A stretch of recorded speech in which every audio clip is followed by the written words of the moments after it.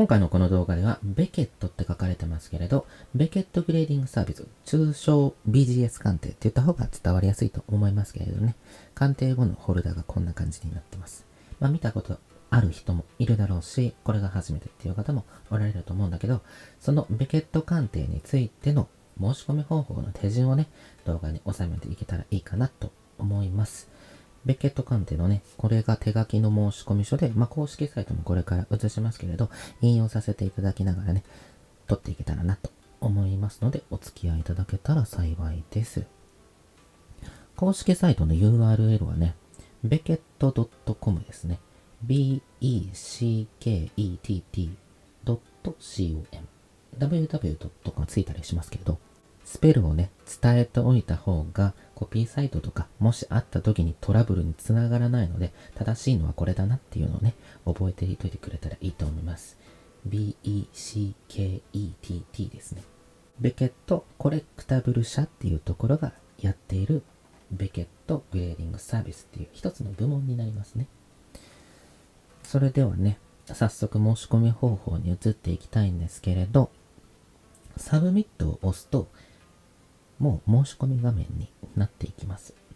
カード、コミック、サインですね。オートグラフ。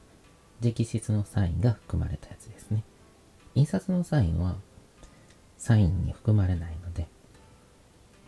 VHS。これは昔の家庭用のビデオですね。で、チケットはチケットですね。これらの鑑定ができますよっていう感じです。もちろん取り扱い可能なものと取り扱いできないものっていうのがあるので、それを調べるのには、このメニュー欄からポップレポートっていうのがあるんですね。ポピュレーションレポートって言って、人口レポートを直訳すると、鑑定済みの情報がまとまったページがね、まとめられているんです。これまで利用された人の鑑定履歴って言えばいいですかね。どのジャンルのどのカードがどれだけ提出されて、そのうちどのカードが何点だったのかっていうね、パーセンテージとか枚数とか書かれていますので、こちらでね、ある程度調べることができます。セレクトスポーツっていうところを押すとですね、いろんなジャンルが出てきて、ベースボールとかバスケットボールとか、下に行くとドラゴンボール Z とかね、ゴルフ、P だからポケモンはね。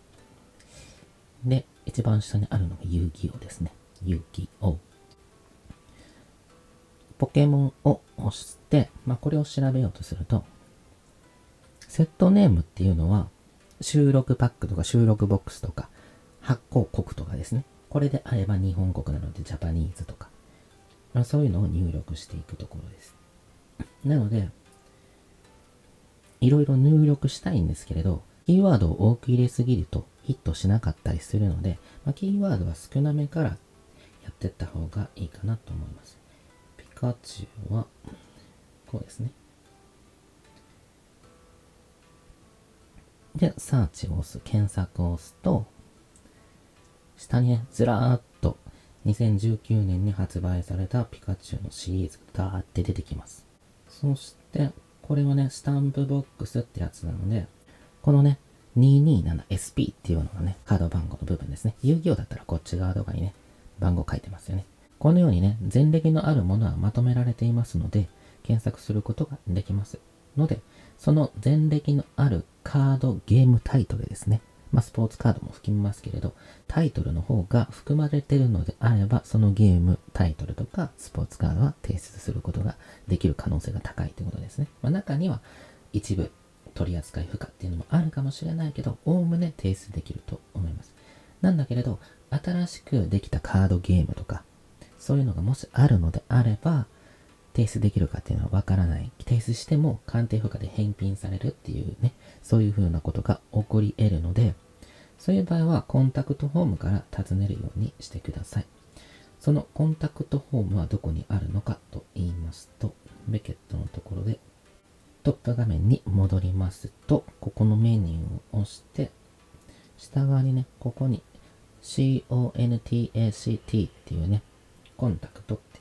書いてるので、ここを押すと、Google マップとかが開きます。ここを押したらね、Google マップ開いて、所在地とか、バケットグレーディングサービス、ベケットの .com って書かれてて、電話番号ここにあるので、もしね、EMS とかで発送するときに電話番号もちゃんと書いておきたいよっていう場合はね、こういうところを見て、電話番号もちゃんと書いて送るっていう方が、トラブル少なくなるかなと思いますので、そしてその下に Send us an email ということで、ここから問い合わせできますよってことですね。全部英語で入力する必要がありますけれど、こちらはね、BGS で、こちらは BAS ですね。このところにも BAS って書かれますね。サインカードのやつは。トップ画面にね、その画像が載ってたと思います。そして、質問の種類。一般であったり、支払いであったり、キャンセルであったりっていうのを選んで、そしてファーストネーム、山田太郎であったら、ファーストネームは名前の方なので、太郎の方です。ラストネームは名字の方なので、山田の方ですね。E メールは Gmail アドレスとかも使えます。メッセージ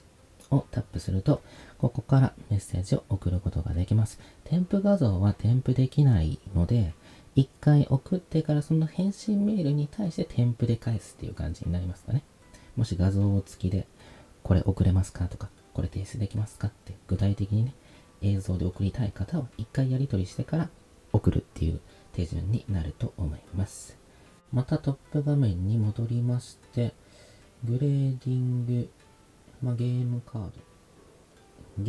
ードの下の方を見るとね、ここに映ってますね。これがね、BAS ですね。こっちの方がオートグラフ、サインの点数で、こっちがカードの点数ですね。ここにサインがあって、直筆のね、サインカードをお持ちな方はね、BAS の方を利用されたらいいかなと思います。一応ね、オートグラフスっていうところに行くと、BAS 鑑定の方に行くんですね。ベケットオーサンティケーション .com ベケットオーサンティケーションサービスということで BAS ですね。オンラインサブミッションフォームっていう提出フォームがあって、サブミッションタイプ、提出タイプがあって、そこにオーサンティケーション。これがサイン認証のプランになります。サイン認証のみです。その下にあるエンカプセレーションっていうのがサイン認証プラスグレーディングです。サイン認証もできるし、さらにグレーディングもしますっていうことですね。こちらのプランで提出すると一度に両方できますよってことですね。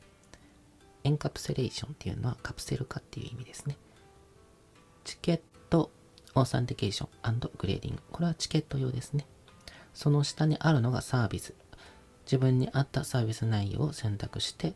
注文を完了させていく必要がありますけれど、申し込みを完了すると申し込み書をダウンロード、印刷できるようになりますので、自分の提出したい直筆サイン入りのカードと一緒にね、梱包して提出するっていう形になります。補足しておくと、このオーサンティケーションしか済ませていない場合、グレーディングを後で付け足したくなった場合ですね。サイン認証しかしていなくて、後でグレーディングを付け足したくなったよっていう場合はですね、そのカードをこのカーズから提出することができます。こちらの手動入力のところに、サーティファイド認証されたオートグラフ、サインカードっていうのがあるんですね。その項目をチェックすると提出することは可能です。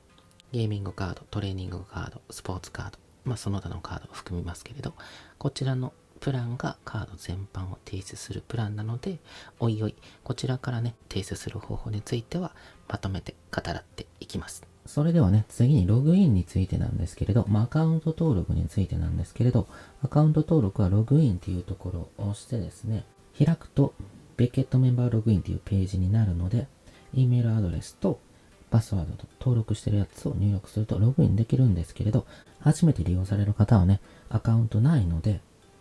先に登録するか、後で登録するかっていう2択になります。ただし、先に提出してから後でアカウント作る場合は、パスワード決めてないので、forgot your password っていうところで、パスワード忘れたのっていうところから再発行する必要があります。この忘れたのっていうところを開くと、再パスワードを送りますよっていう感じのね、そこから再発行するっていう形になります。そこで作ったパスワードと一緒にアドレスを入力してログインできるようになりますので、先に作りたいっていう方はサインアップっていうところを押すと、Create Your Bucket Account ということで、あなたのバケットアカウントを作れますよっていうね。ここにユーザーネームとかアドレスとかパスワードとか黒板付きの電話番号。日本の場合は81がついた黒板ですね。頭文字090の場合は0の頭がなくなって90。残りは同じ自分の電話番号ですね。070の場合は頭の0が外れて70から始まります。あとは同じですね。で、ここからアドレスとか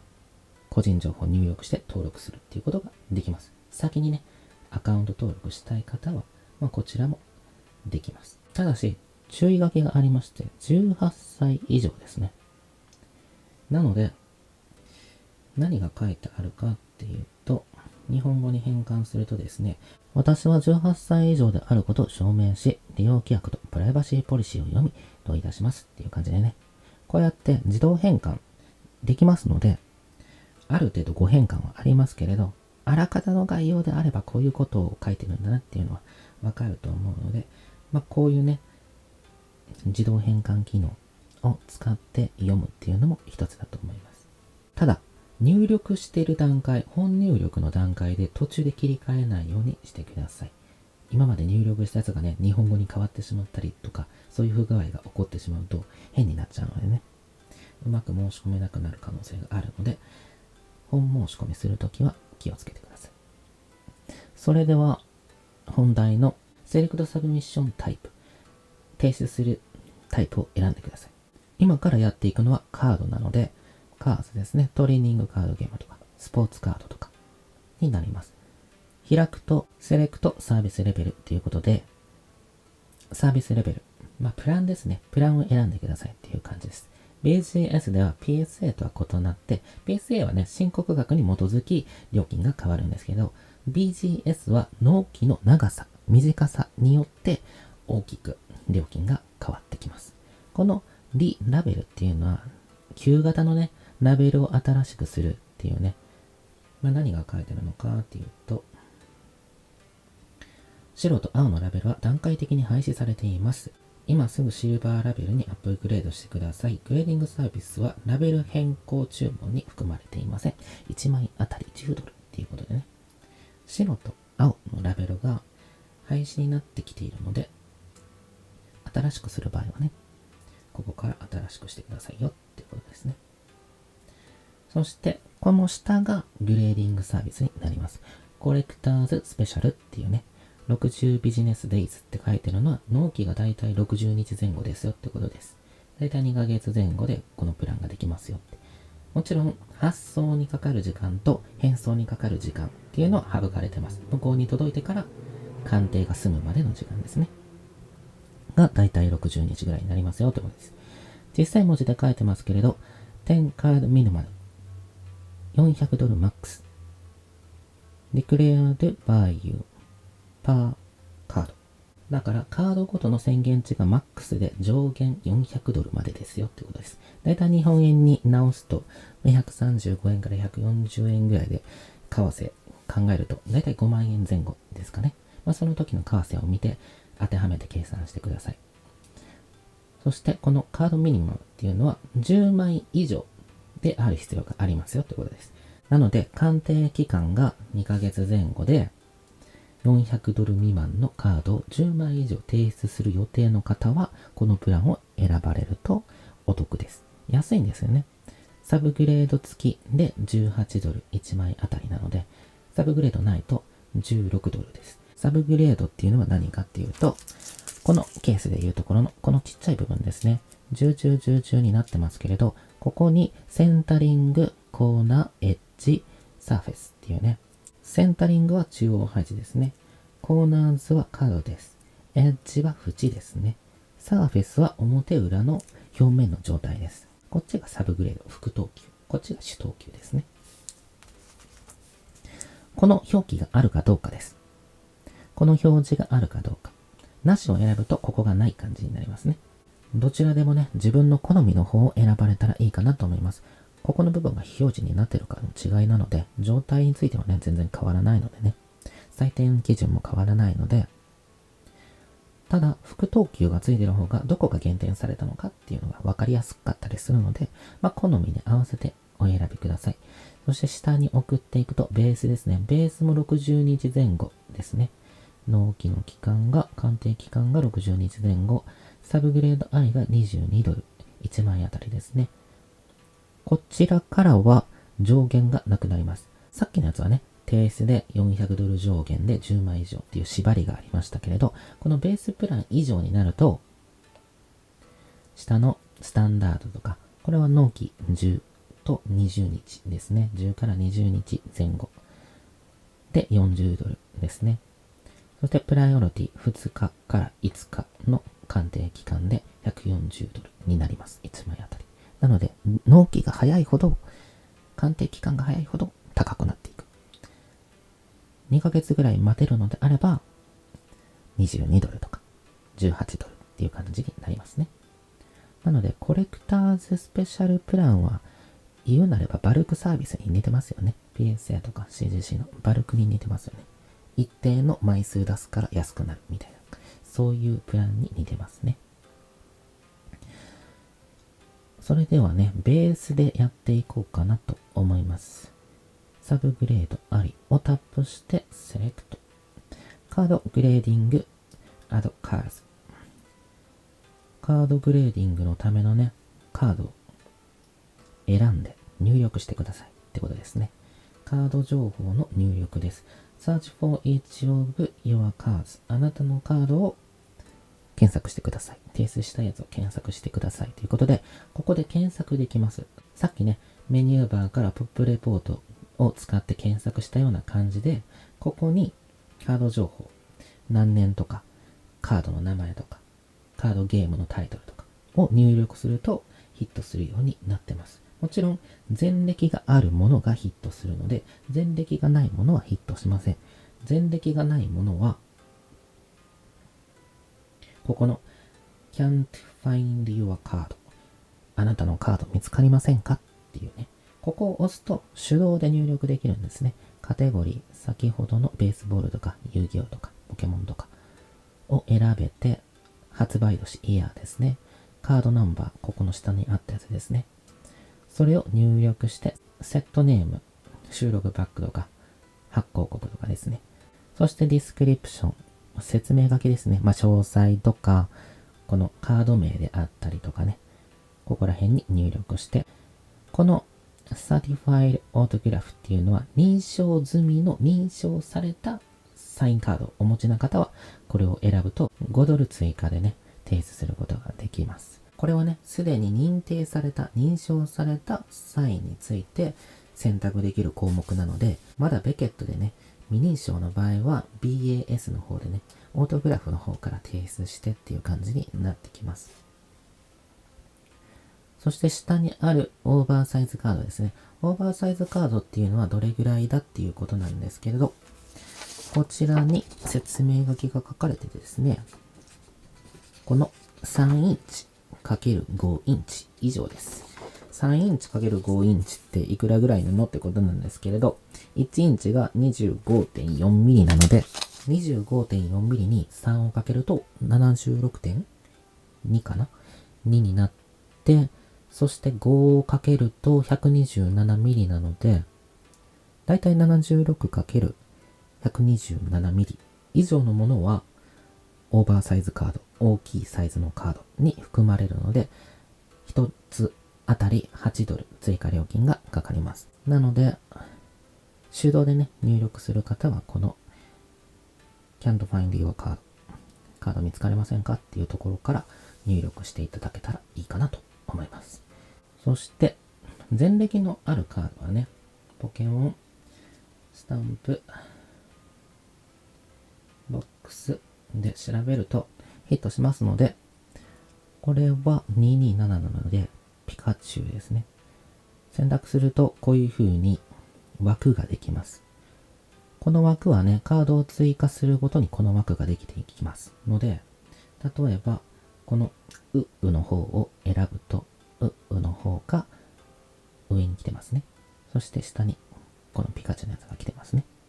このようにね、カードごとに枠が分かれているので、それぞれ入力していく必要があるんですね。数量、quantity。もしね、同じカードを提出する方は、ここをね、2とか3とかにします。提出したいだけの数をね、入れます。そして、declared value っていうのは宣言値ですね。申告額です。これが保証に関わってくる、保険に関わってくる、保険料に関わってくる部分なので、ここは未鑑定カードから鑑定済みのカードの相場の間でね、選ばれたらいいと思います。紛失した時とか破損した時に、これ以上の保証は受けられないので、ここを低く見積もりすぎると、紛失した時とかに自分が損します。ので、未鑑定カードの相場から鑑定済みの相場の間で、自分がこれだけの保証はしたいなって、これぐらいの価値はあるだろうっていうね、いうのを入力したらいいかなと思います。ここはね、1枚あたりになってきますね。この申し込み用紙の場合は、手書きの場合はね、総合値なんですよ。2枚の場合はここが2枚の申告額になるんですけれど、このオンライン入力の場合はね、どうやら1枚あたりになっているようです。declared value って書いてて、1から1000ドルの場合は、料金16ドルですよ。保険料16ドルですよっていうね。1001から2000の場合は32、2001から3000ドルの場合は48ドルになります。1000ごとにね、16ドルずつ上がりますよ。そういう風な料金帯なので、このね、オンライン申し込みは下に見積もりっていうのがね、オートで自動で出てくるんですよ。なので、ここの入力が変わってくると、この下のやつも自動で変わっていくんですね。例えば、500を3枚にして、ここは入力しないままでいいか。3枚にすると、総合で1500ドルですよね。1500ドルになってるので、32ドル。1001から2000の間でね、32ドルになってます。もしこれが3つで1500、総合値と間違ってね、入力しちゃうと、これが4500で計算されちゃうので、この保険料がね、80ドルとかでね、高くなっちゃうんですね。なので、ここの入力を間違ってしまうと、この保険料の部分が大きく変わってくるので、ベケット鑑定では総申告額、総合の申告額1000ドルごとに16ドルずつ上がっていきますよっていうことを分かってたら、これ異常に高すぎるんじゃない？間違ってるんじゃない？っていうね、気づけると思うので、ただし気をつけてほしいのは、1枚あたりの入力ではなくて、この手書きの申し込みの時のように、総合値、枚数に対して複数ある場合はそれをかけた申告額を入力するっていうふうに、こちらも変更されないとも限らないので、こちらではね、1枚あたりを入力すると自動で計算して下に出てくるっていう感じになっているので、この仕様がね、いつまでも続くとは限らないので、サイトはね、近代化に伴いリニューアルされていくものなので、このレイアウトもね、2022年と23年で大幅に変更されてますからね。昔はこういう風な見積もりがオートで出てくる機能ってなかったんですよ。で、その前はこういう風な手書きでしかなかったので、どんどんそのサイトがね、ユーザーにとって便利になっていきますので、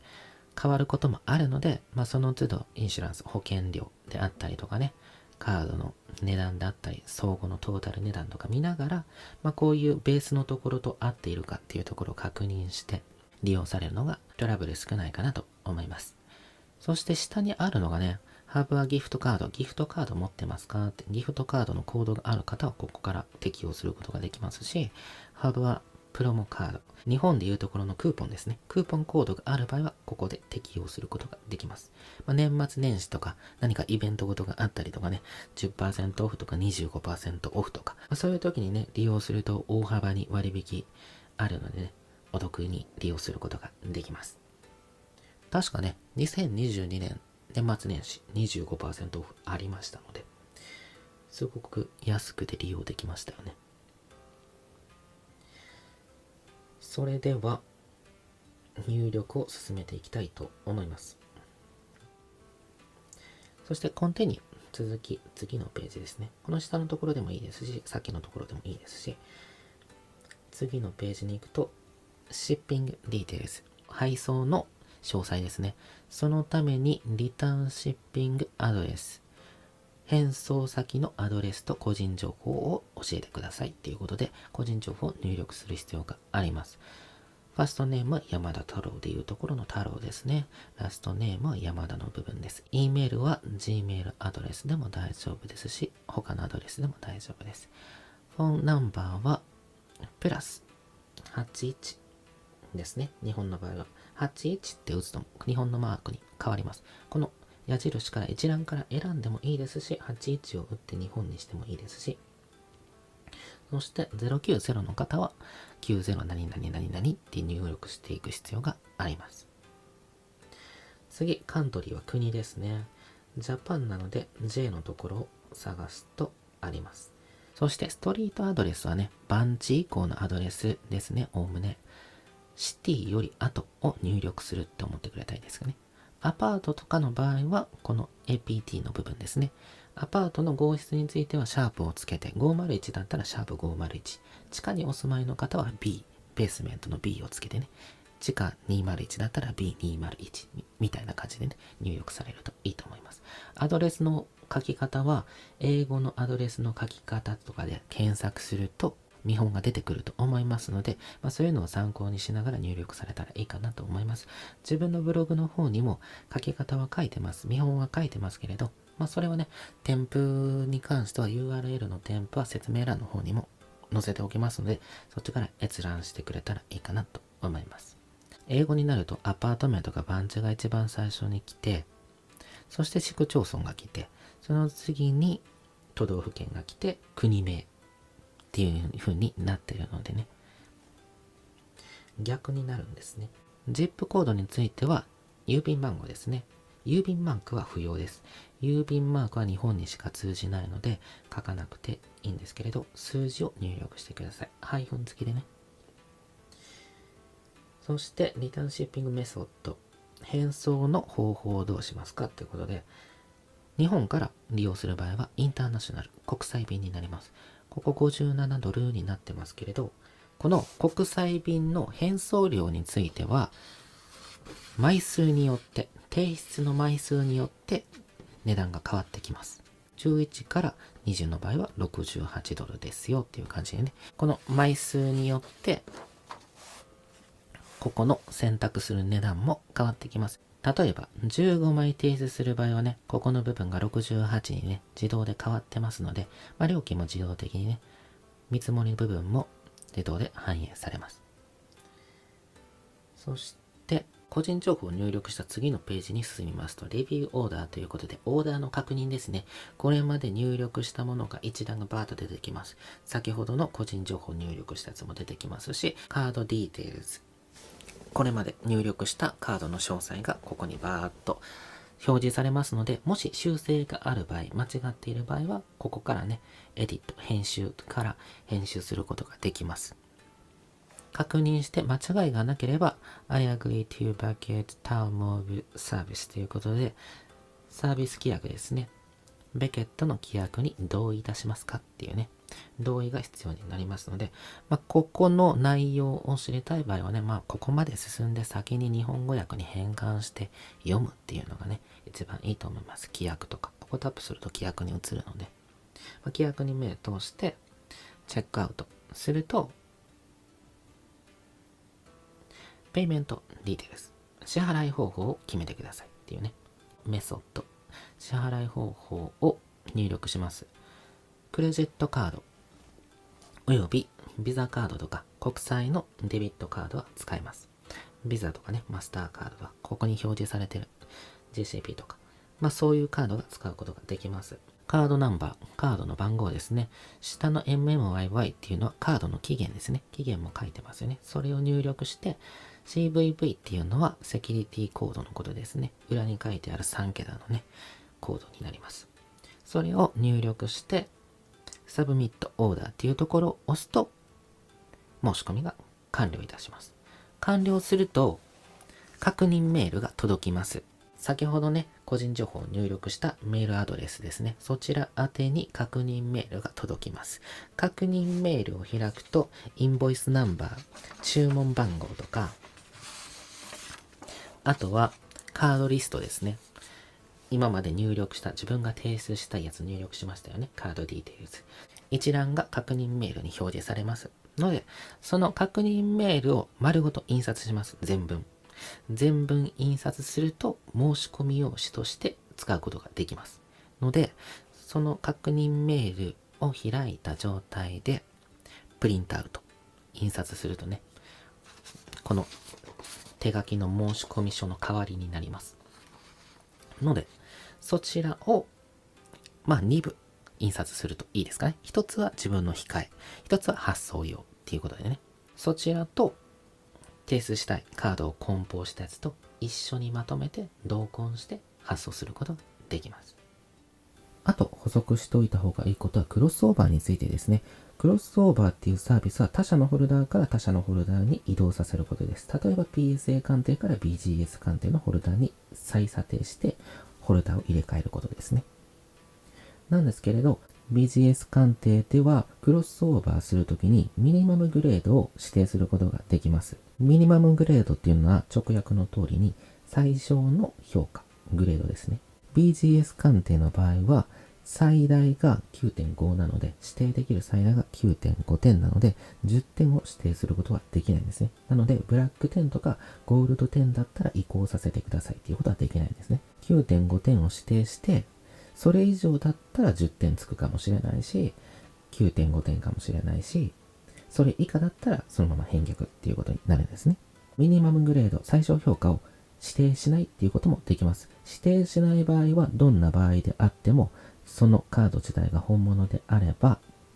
入れ替えることができます。グレードは上がるかもしれませんし、下がるかもしれません。なので、指定しない場合は下がる可能性もあるということですね。指定した場合は指定した以上下がることはありません。なので、9点を指定して9点を下回るようであれば、ホルダーを開けられずに返却されます。そして9点以上、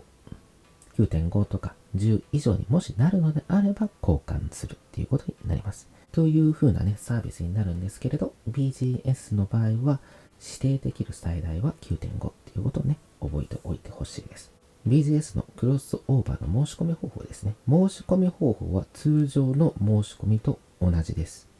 同じなので、同時に提出することができます。PSA だとね、クロスオーバーはクロスオーバー。通常カードは通常カードで発送して送料も二重にかかったりするんですけれど、申込書も2枚必要だったりするんですけどね。なんですけれど、ペケット鑑定では同時にすることができます。これはね、手書きの申込書ですけれど、現在オンライン化が進んでいて、この PDF ファイルとか表示されなくなってきてるんですけどね、たまにサイトのオンラインの不具合で、手書きで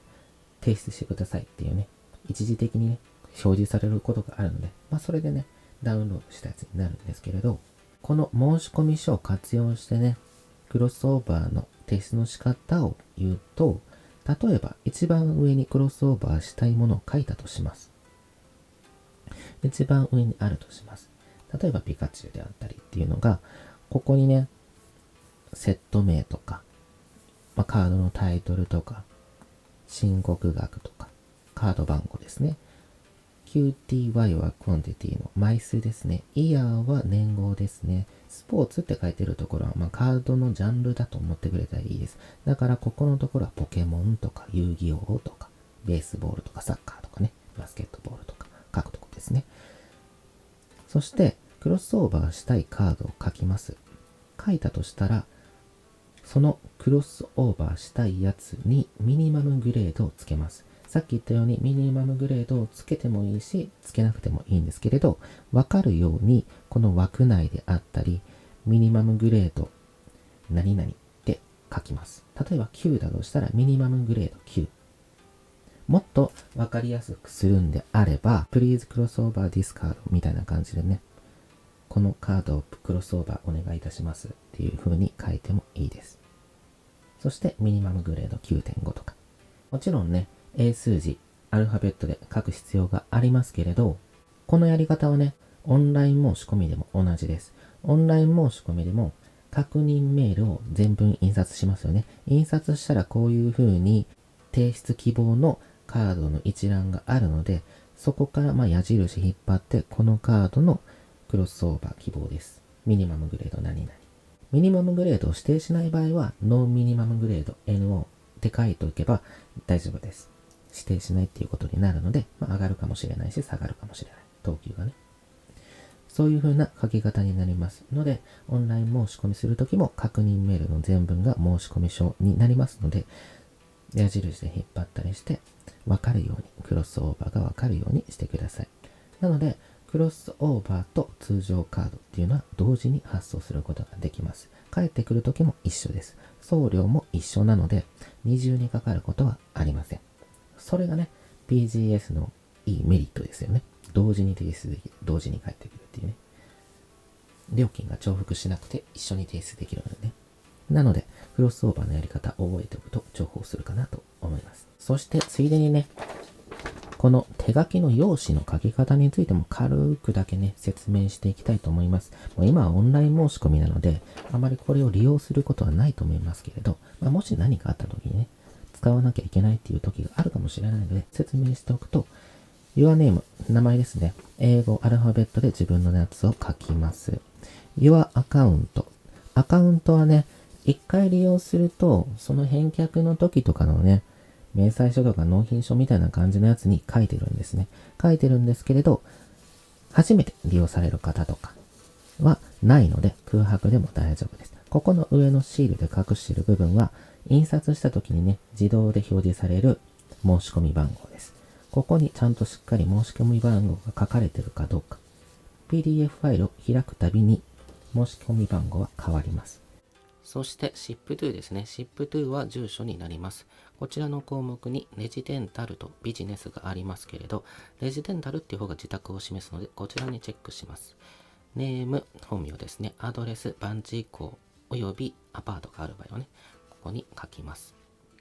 シティは市町村ですね。市区町村。そしてステートは都道府県なんですけれど、国際郵便を選択することになるので、カントリー、ジャパンって書いておく方が、トラブル少ないかなと思います。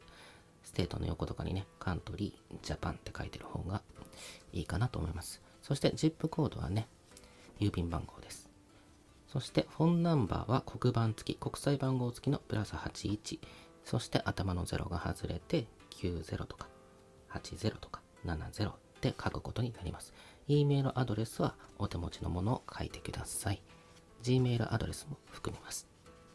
そして返送方法ですね。国際発送なのでインターナショナルシッピングにチェックします。ここはベケットユーズオンリーなので、ベケット社のスタッフの方が書くところなので、空欄にしといてください。そしてね、これが提出番号になってますけれど、1から11で足りないようであれば、2枚目以降を印刷してね、似たように書いてくれたらいいかなと思います。そして、ここのスポーツっていうところが、カードゲームのタイトル書くところで、quantity は数量ですね。なので、同じカードが複数ある場合はね、2枚ある場合だったら2、1枚だったら1、3枚あったら3ですね。エアは発売年です。セットネームはボックス名であったり、パック名であったり、発行国であったりっていうね、そのパックの特徴を書いたりします。そしてカード、シャープっていうところはカード番号です。もしカード番号が書かれてないようなカードを取り扱うときはね、空欄でも大丈夫だと思います。カード、プレイヤーネームっていうのは、これでいうところのピカチュウですね。プレイヤーネーム、キャラクターネームであったり、スポーツだったらスポーツ選手名ですね。を書きます。そして、declared by。これは合算。数量と合算した申告額を書きます。1枚だったら1個だけのやつを書けばいいし、これが2だったら2掛けした数字を書きます。なので、1枚で100だったら、2だったら200になります。そして、これはトータルですね。この上から下までの数字を足した数を書いておきましょう。そして、これはね、2枚目必要だったら印刷してねっていうね、そういう案内です。そしてここに書かれてるのがね、昔のやつとね、ここの内容変わってたりするので、もしね、何かの表紙に PDF ファイル使わなきゃいけないっていう感じになったら、改めて読むようにしてください。内容が変わってる可能性があるのでね。これ今何が書いてるのかって言いますと、Google 翻訳するとね、この上の部分はこんな感じになっています。このボックスをチェックすると、ここをね、チェックすると、カードのみが認証されます。カードには数値によるグレードは付けられませんが、本物であると判断された場合には、ベケットホルダーに入れられ、本物というラベルが貼られます。オーサンティックだっけね、映ってるかな、このカッコの部分ですね。こういう文字が入った本物ですよっていうラベルが貼られたケースに入れられます。ただし、ここのところをチェックしてしまうと、カードのみが認証された本物か偽物かの診断鑑定だけになるってことですね。この等級表示がないってことです。グレーディングはせずに本物か偽物かだけになりますよってことです。ここをチェックしてしまうと。なので、ここはチェックする必要はないですね。普通はね。そして、下には何が書いてあるかっていうと、レビュー、クロスオーバーについてですね。サービスを選択すると、カードは既存のホルダーでレビューされ、指定された最低グレードを満たしているか、それを超えている場合のみ、例えば9で出したとき、9か、またはそれ以上、9.5 か10ですね。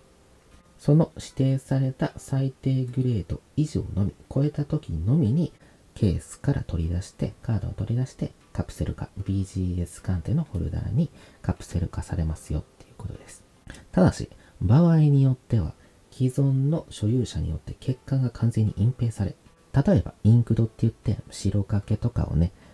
インクつけて隠す、ごまかそうとしたりとか、ちょっと縁が汚かったから一回りちっちゃくカットしたとか、そういう風に人の手が加えられて隠蔽工作されたカードっていうのは鑑定不可なんですね。なので、隠蔽したカード、隠蔽工作したカード、手を加えたカードは提出しないでくださいっていうことがね、書いています。交差させることができません。その場合、ベケットは一切責任を負いません。そして、アイテムがミニマムグレードを満たしていない場合は、元ホルダーに入れたまま返却されます。アイテムがクロスオーバーされたかグレードアップを受けたかに関係なく、すべてのサービス料金が請求されます。なので、レビューとかクロスオーバーで提出したカードについては、そのまま料金がかかりますよってことです。レビューっていうプランはすでに BGS 鑑定ホルダーに入ったものを再鑑定して BGS 鑑定ホルダーに入れるっていうね、そういうサービスです。一方のクロスオーバーは他社の PSA とか CGC とか、そういう他社のホルダーから BGS に移動させるっていうサービスになります。なのでね、クロスオーバーとかレビューとか受ける場合は、ここの下側の方にチェックっていうのが必要になってきますけれど、ここの内容変わってたりするのでね、昔と全然内容違うので、さらにね、新しくなって、また内容変わってるってこともあるかもしれないので、その都度読むようにしてください。PDF ファイル自体がね、最近公式サイトの方に表示されなくなってるので、なかなか見る機会もないかなと思いますけれど、何かの理由で手書きのものが必要になった時はね、よく読むようにしてください。タイプオブサービス、サービスのタイプで、ここがね、サービスレベルですね。コレクターズスペシャル、ベースとかね、オンラインのところで説明したやつですね。この$400っていうのは上限ですね。with サブグレードっていうのがサブグレードありです。without サブグレードっていうのがサブグレードなしです。オンライン申し込みの時はね、ノンサブグレードになってましたけれど、これは without になってますけどね。意味は同じです。こっちがなし、こっちがありですね。そして、calculating amount due ということで、料金の計算ですね。料金の計算で必要なところは、グレーディングのところと、サインカードがある場合は、サインカードのやつも書く必要があります。ない場合は書かなくていいです。オーバーサイズのカードがある場合にはここを書けます。オーバーサイズがない場合は空欄で大丈夫です。そして、ここもね、書く必要がないですね。そして、インシュランス。保険に関してはね、See table on back ということで、こちらを見てくださいというね。サブミッションルールっていうね、こちらに書いてますよっていうことなので、さっきやったここら辺ですね。インシュランスと保険と、あと国際送料ですね。シッピングっていうところはね、その国際送料のところになります。タスクは税ですけれど、日本と税率が違ったりするのでね、空欄で大丈夫です。空欄でも向こうで計算してね、やってくれると思いますので、空欄で大丈夫です。ディスカウントはね、割引ですね。割引がある場合は割引額をここに書いて、そしてここの計算ですね、1から8の合計をここの9のところにトータルを書きます。このプロモコードっていうところにね、クーポンコードを書きます。そして、このペイメントオプションっていうところが支払いですね。チェックマニーオーダー。ここら辺は小切手とかになってくるので、関係なくて、この下ですね、クレジットカードは。この適合するところをチェックして、ビザだったらビザにチェックして、カード番号を書いて、そしてカード期限を書いて、ここはセキュリティコード3桁のやつ書いて、そして名前ですね。カードの名前です。ローマ字に書いてるね。英語アルファベットで書いてる名前書いて、そしてここのセギニチャー、サイン、署名ですね。ここも英語で書きます。そしてこっちにも署名、セギニチャー書かないといけないんですけど、こっちにも直筆のやつ書いて、そしてデート、書いた日、この書類を書いた日のですね、日付をここに書きます。そしてこれを同梱してカードと一緒に提出するっていうことになるんですね。これが手書きの流れになるんですけれど、皆さんね、オンラインで提出すると思いますので、余談程度に捉えてくれたらいいかなと思います。こういうね、手書きの流れがあって、今のオンライン申し込みができてるよっていうのをね、知っておくと、これからいくつか変化したとしても、ベースはこういう感じだから大体こんな感じだなっていうのを把握できると思うので、知っておいて損はないかなと思います。ということで、今回は BGS のね、申し込み方法のやり方について、説明してきましたけれど、この動画を鵜呑みにはしないでください。なぜかっていうと、公式のサイトがその都度リニューアルして更新されていくからですね。常に新しい情報を BGS のね、ベケット .com から得るようにしてください。価格が改定されることもありますし、内容が変わることもありますので、この動画をね、すべて鵜呑みにしてそのまま信じ込んでしまうと、どこかでミスする可能性があるのでね、トラブルを減らすために常に公式サイトの情報を得るようにしてください。あと補足というか、目を通しておいた方がいいところっていうのがですね、公式サイトの下の方にですね、カテゴリーみたいなのがありまして、サービスとかリソースとかカンパニーとか書いてるんですけど、そのうちのリソースを開くと、ヘルプとかコンタクトとかね、グレーディング、FAQ ですね。質問と回答ですね。特にこの FAQ のところをね、目を通しておくといいかなと思います。日本語に変換するとですね、ポップレポートとか、ベケット保証とか、総合グレード。カードはセンタリング、コーナー、エッジ、サーフェスの4つの主要のカテゴリーで採点されます。ベケットグレーディングはグレーディングの精度を保証するこのユニークなシステムを最初に使用しましたよっていうことでね、この副等級システム BGS が最初に導入しましたよっていうことなんですね。そしてここが最もね、掴んでおいてほしいところ。よくある質問ですね。ここに質問が並んでいるので、自分にとってね、必要なところピックアップして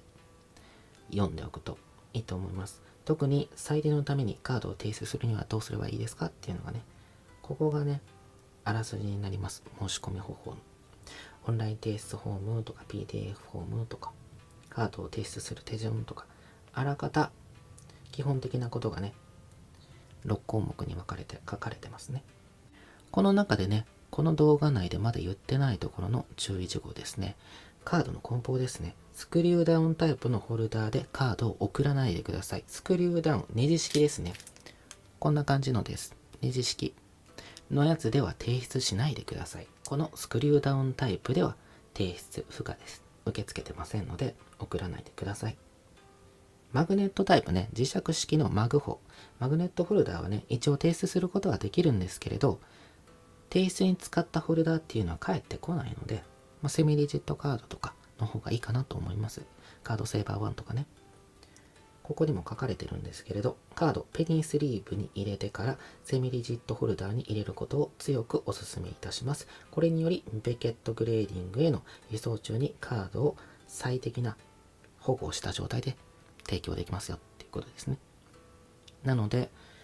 推奨されているのがセミリジットカードホルダーですね。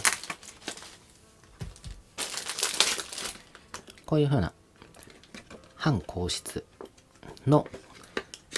カードケースになります。これはカードセーバー1ですね。カードボードゴールドのね。PSA でも CGC でも ARS とかでもね、使えます。もちろん BGS でも使えます。ので、ここにカードを入れて送るっていうことになります。そしてペニースリーブっていうのはカードスリーブのことです。KMC さんのこれはね、サイズ66の91のソフトスリーブになります。ポケカサイズに 2mm ぐらいの余裕があるっていう感じですね。キツキツのジャストサイズですね。64×89 のやつは使わない方がいいです。鑑定に関してはね。ゆとりがある方が出し入れしやすいので、キツキツだとね、取り出す時に傷ついたりとか、白影できたりっていう恐れがありますので、ゆとりのあるスリーブを使うようにしてください。透明かつソフトなスリーブですね。ということで、このスリーブに入れたカードをこちらの硬質ケースに入れて送るっていう感じになります。BGS の場合はね、ここに別にラベル貼らなくていいです。ラベルは必要ないです。カード番号のね、ラベルは必要ないです。BGS ではね、連番は取れるんですけれど、カードの順序を自分の指定にはできないんですね。同じカードの場合は同じカードでまとめられるので、交互にしてたとしても同じカードでまとめられます。連番ではあるんですけれど、カードの種類ごとにまとめられた連番になってくるかなと思います。あとね、これね、スリーブに入ってるんですよ。スリーブに入れたカードのままホルダーに入れられるっていうね、特徴があります。ポケカはね、63×88mm のレギュラーサイズのカードですけれど、遊戯王 59×86 のね、スモールサイズのカードもスリーブに入れてホルダリングされます。そして、6、上部の住所にカードを発送してください。住所はね、ここら辺の申し込み用紙の上とか公式サイトにも載ってるので、そちらを参照してください。ここでは読み上げません。拡張したり移転とかすると、住所が変わってきたりするのでね、あまりここで絶対ここですよって言ったら、その住所に送ってしまう人が出てくるかもしれないので、そうなった時紛失する恐れが出てきますよね。なので、その都度最新の情報、住所を公式サイトから得るようにしてください。発送に関しては日本郵便の EMS 国際スピード郵便ですねかフェデックス民間のクーリエ会社宅配会社に委託してドアトゥードアで発送するかっていう感じになるんですけれど、気をつけてほしいところは内容物提出する内容物の値段が価格が総合ですね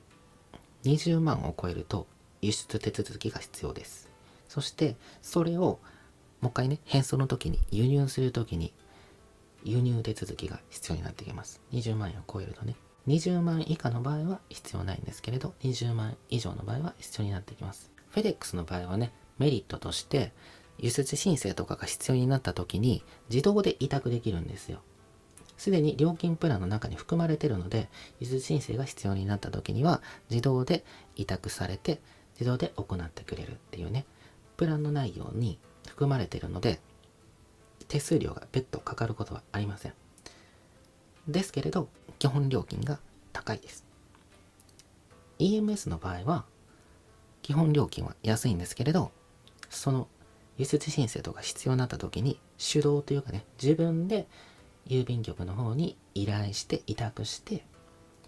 で代行してもらう必要があるんですね。その時に手数料がかかります。輸出の時はね2800円ぐらいからですね。で、輸入の時が6600円以上になってくると思うんですけれど、そういうね、差があるんですね。手動でやるか自動でやるかっていうね。20万円以下の場合であれば、輸出申告手続きも輸入申告手続きも必要ないので、別途手数料かかることはないんですけれど、関税はかかる可能性はあります。免税の対象外の場合はね、第95類とか玩具に含まれるので、だいたい関税で 3. 数%ぐらいですかね、かかります。あと消費税もかかりますので、合計十数%鑑定料に対してかかってきますので、関税がかかるときはね、その支払いに関しては郵便局経由で返ってくるときはね、そのままその時点配達員さんに支払うこともできますけれど、フェデックスから返ってくる場合はおおむね後払いですね。荷物が届いて後日請求書が来るっていう感じで、それで支払うって形になります。ただしフェデックスであっても税が高額になる場合、先払いの時もありますよっていうことです。ということでね、内容物の総合の価格が20万円以上か20万円以下かによって、発送の手続きや受け取りの手続きっていうのが変わってくるっていうことはね、覚えておいてほしいところです。あと、付け加えて補足していくことがあるのは、発送の時の保険ですね。保険に関しては必ず発送保険つけるようにしてください。例えば、EMS の場合はね、2万円までは保証つけなくても最低限2万円までは保証されるんですけれど、それ以上の場合ね、約400円プラスするだけで20万円までね、保証されたりするので、必ず保険は自分でつけるようにしてください。返送方法についてはね、ベケットが取り扱っている返送方法で返ってくるので、特殊な例で指定したりしない限りは、United States Postal Service っていうね、米国のね、公的な郵便のサービスになります。そちらから返送されるか、FedEx で返送されるかって感じですね。USPS でね、返ってくるのが主流になってます。ということで、ベケット鑑定について長々と語らってきましたけれど、常にね、ベケット鑑定のベケット .com から最新の情報を得たりとかね、発送については各配送会社、郵便局であったり、フェデックスであったり、あと通関ですね。っていうところからね、最新の情報を得ながら、自分にとって必要なところをね、抑えていきながら、自分なりにね、鑑定を楽しんでくれたらいいかなと思います。ご視聴いただきありがとうございました。